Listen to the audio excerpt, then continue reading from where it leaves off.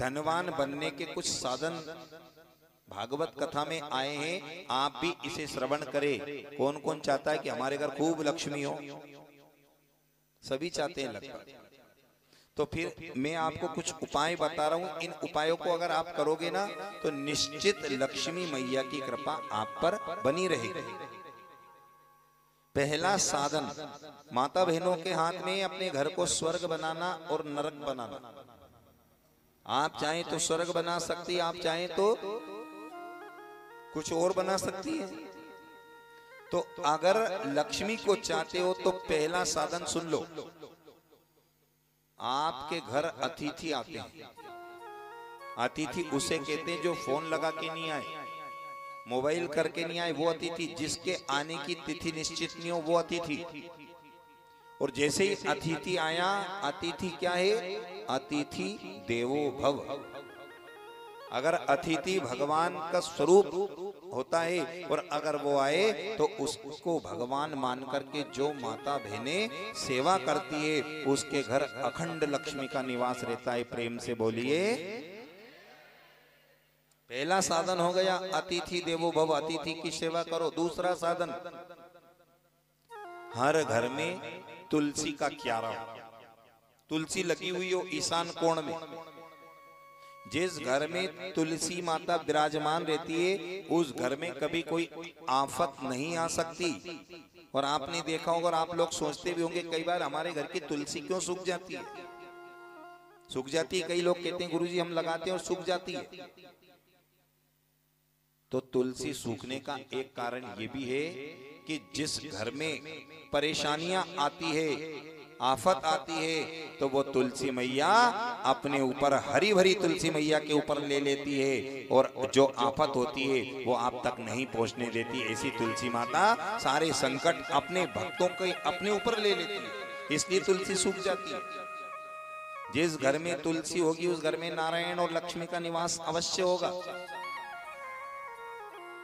तीसरा साधन, बर्तन, जल पीने का स्थान जो होता है उसको गांव की भाषा में बोलते हैं परेंडी। उस पंडेरी पर बर्तन भरे हुए रहने चाहिए। लेकिन आजकल एक सिस्टम और आ गया। कौन सा सिस्टम? जो दीवार पर लगा रहता है, डायरेक्ट गिलास भरा और उसमें से पी लो। क्या नाम है उसका? आरो। अरे इस आरो को मारो,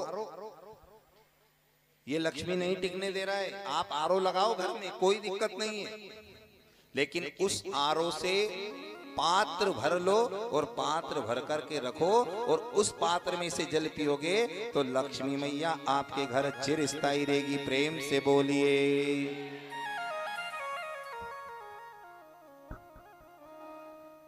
हमारे सभी लोग ब्यावरा से आ रहे हैं, हमारे काना दांगी भैया, आप सभी लोगों का आत्मीय स्वागत। एक बार प्रेम से बोलिए। तो ये साधन बता रहे हैं। चौथा साधन, जिस माता बहनों के सर पर कपड़ा हो, घूंघट हो, खाली सर ना हो, उस घर में भी लक्ष्मी का निवास बताया गया है। जो माता बहनें शाम के समय चोटी ना करती हो घर में, और अक्सर घूमने फिरने कब जाते हैं? शाम के समय। तो बढ़िया चोटी उसी समय करती है। तो शाम के समय जिस घर में चोटी ना होती हो वहां लक्ष्मी रहती है। शाम के समय जिस घर में झाड़ू बुहारा ना होता उस घर में लक्ष्मी रहती है। शाम के समय जिसके घर का द्वार बंद ना रहता हो उस घर में लक्ष्मी रहती है। लेकिन घूमने भी जा रहे हैं तो शाम को जा रहे हैं, दरवाजा बंद करके लक्ष्मी जी 2 बार आती है आपके घर में। एक तो प्रातः कालीन बेला में, ब्रह्म मुहूर्त में, और दूसरी आती है वो शाम के समय। और लक्ष्मी को अगर द्वार खुला मिल जाए तो वो आपके घर पहुंच जाती है, और अगर बंद दरवाजा मिलेगा तो बाहर से ही। प्रेम से बोलिए। आपको बनाना है आपके घर को स्वर्ग। और जिस घर में माता बहनें 16 श्रृंगार करके रहती हैं, हाथों में मेहंदी, गले में मंगलसूत्र, हाथों में कंगन, पैरों में पैंजनिया, मांग में सिंदूर और 16 श्रृंगार करके जो बहन रहती है उसके पति का काल भी बाल बांका नहीं कर सकता। प्रेम से बोलिए सिंदूर लगाओ।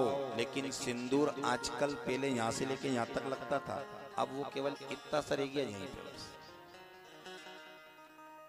और आजकल एक बात और हो गई, वो सिंदूर इधर से हटके साइड में भी आ गया। एक बार प्रेम से बोलिए